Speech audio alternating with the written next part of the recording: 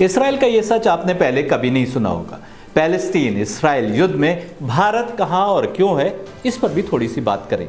एक ज़माना था जब नॉन अलाइंड कंट्रीज़ की मीटिंग हो तो उसमें भारत के दोस्तों में पैलेस्टीन लिबरेशन ऑर्गेनाइजेशन पीएलओ के लीडर यासर अराफात जैसों का नाम सामने आता था। इंदिरा गांधी और यासर अराफात की दोस्ती की कहानियां भी सुनने को मिल जाती थी। उस समय भारत के इसराइल से यदि कुछ डिप्लोमेटिक रिश्ते थे भी तो अरब देशों और वहाँ के नागरिकों की खातिर, और विशेषकर भारत के मुसलमानों की भावनाएं आहत ना हो, शायद इस खातिर भारत पैलेस्टीनियंस के समर्थन में खड़ा नजर आता था। फिर राजीव गांधी ने पहली बार इसराइल से मजबूत रिश्ते बनाने की ओर कदम बढ़ाए। जमाना बदला और 2014 में केंद्र में नरेंद्र मोदी की सरकार आ गई। फिर आरएनआई न्यूज़ एजेंसी ने वो खबर भी ठीक उस समय ब्रेक की जब भारत से आईपीएस ऑफिसर्स का एक जत्था प्लेन में ट्रेनिंग के लिए इसराइल रवाना हुआ। अब तो ये आम बात है। नरेंद्र मोदी सरकार में भारत और इसराइल के रिश्ते मजबूत होते गए। इस हद तक की खबरें सुनने को मिलती थी कि अनेक इसराइलीज की पीएमओ में ग्रीन कार्ड एंट्री थी। दूसरी ओर अरब दुनिया की भी डायनेमिक्स बदल रही थी। अब्राहम अकॉर्ड के तहत यूएई और सऊदी अरब इसराइल के करीब आना प्रारंभ हुए और दोनों ओर से थोड़ा थोड़ा डिप्लोमेटिक रिश्ते बहाल होना प्रारंभ हुए। लेकिन अचानक एक सुबह सब कुछ बदल गया जब हमास के लड़ाका दीवार तोड़कर इसराइल की ज़मीन में दाखिल हो गए। हमने कह तो दिया कि दीवार तोड़ी, लेकिन ये इतना आसान भी नहीं है और न था।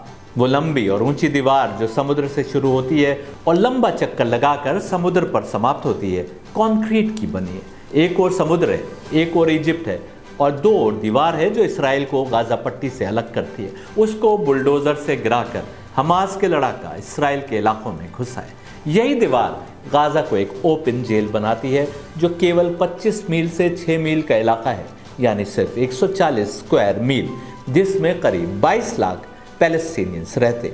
दीवार के उस पार इसराइल में 5G और 6G सर्विसेज मौजूद हैं, तो दीवार के दूसरी ओर आज भी 2G सर्विसेज मौजूद हैं, यानी आज भी मोबाइल से केवल फ़ोन पर बात करना ही मुमकिन है। पानी से लेकर बिजली और दवाएं आदि सब के लिए ये इसराइल पर निर्भर है, क्योंकि दो और दीवार है, एक और इजिप्ट है और एक और समुद्र है जहां इसराइली नौकाएं गश्त लगाती हैं। कंक्रीट की ऊंची दीवार पर बिजली का करंट दौड़ता था। दीवार पर सेंसर्स और कैमरे लगे थे जिससे कोई भी दीवार के करीब आता तो कंट्रोल रूम में खबर हो जाती।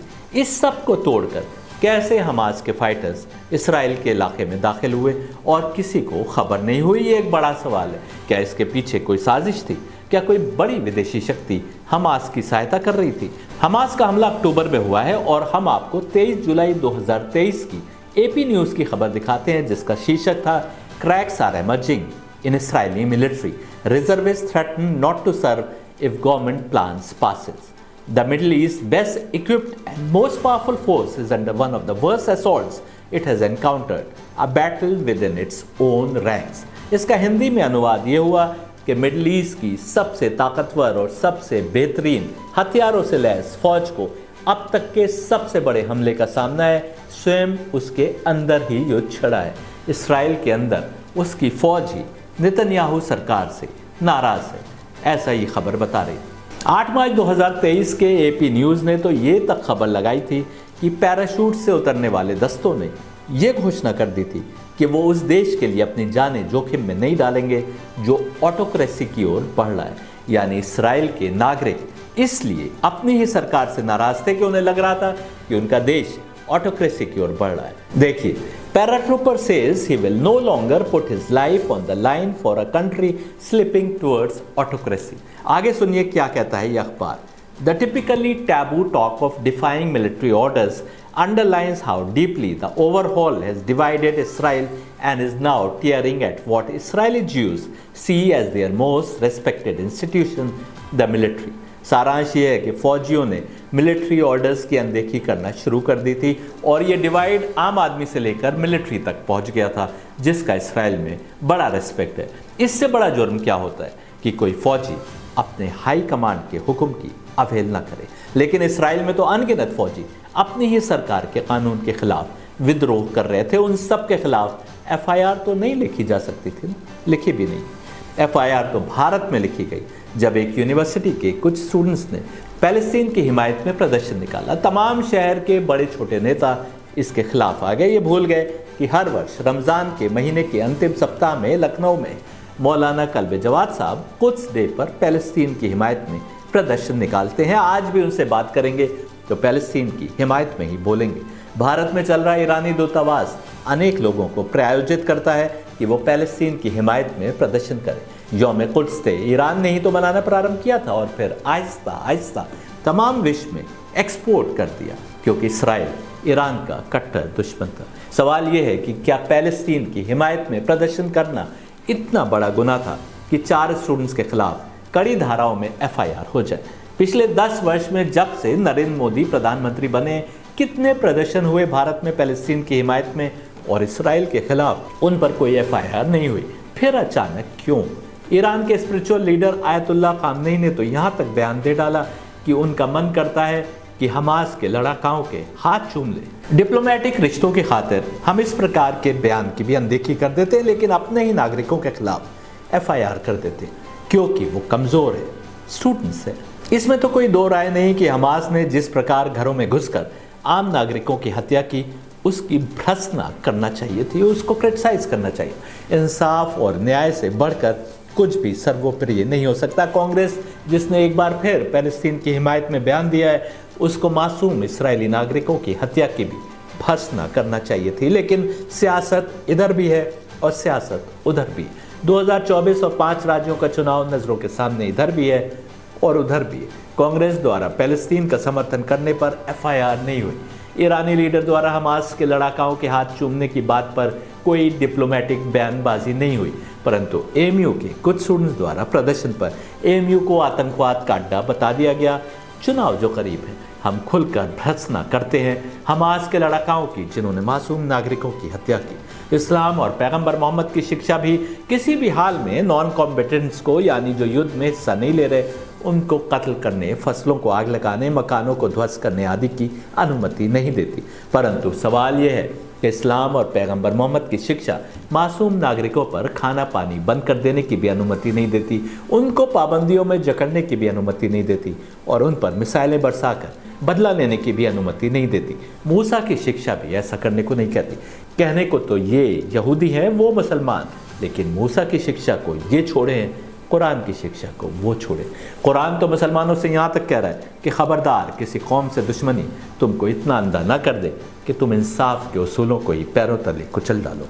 हमको समझना होगा कि जो हमास ने किया वो भी निंदनीय है, और पैलेस्टीनियंस को दूसरे नंबर का शहरी बनाकर जो कुछ इसराइल करता रहा वो भी निंदनीय है। AMU के स्टूडेंट्स की तो बस टाइमिंग गलत होगी। सरकारी आंकड़ों में दर्ज होगा कि कुछ महीने पूर्व रमज़ान के अंतिम शुक्रवार को देश में पैलेस्तीन की हिमायत में कितने प्रदर्शन हुए थे। ये प्रदर्शन तो दूसरे देश के खिलाफ हुए थे। वियतनाम युद्ध के खिलाफ स्वयं अमेरिकी नागरिकों ने प्रदर्शन ना किया होता तो क्या युद्ध बंद होता? इमरजेंसी में हजारों भारतीयों ने यदि प्रदर्शन न किया होता तो क्या हमको इमरजेंसी से छुटकारा मिलता?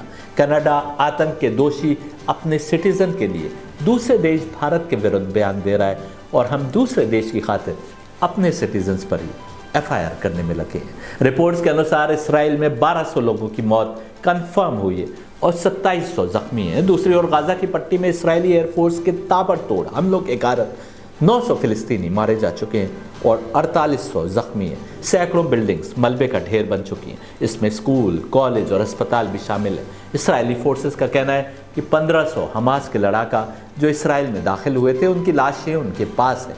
यदि ऐसा है तो फिलिस्तीन की ओर से मरने वालों की संख्या 2500 तक पहुंच चुकी है और अभी बढ़ रही है। यहीं पर युद्ध समाप्त नहीं हो रहा। अगले 100 घंटों में जो कुछ हो सकता है वो और भी दर्दनाक और भी पीड़ादायक हो सकता है।